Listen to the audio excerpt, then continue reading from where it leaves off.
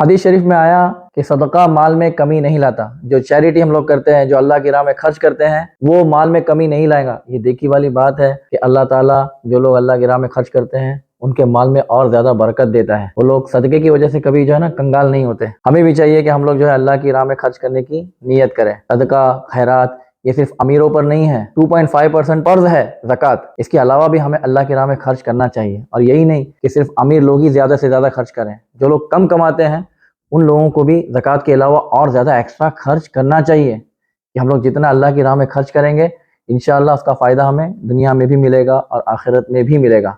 आखिरत का सवाब जो है ये ईमान और अच्छी नीयत पर है। जो बंदा मुसलमान है, मोमिन है और उसकी नीयत इसमें अच्छी से अच्छी है, उसको उतना ज़्यादा सवाब आखिरत में मिलेगा। तो एकदम बेफिक्र हो जाइए कि माल खर्च करने से माल में कमी आ जाएगी। Not like that, like a physics law, try it out.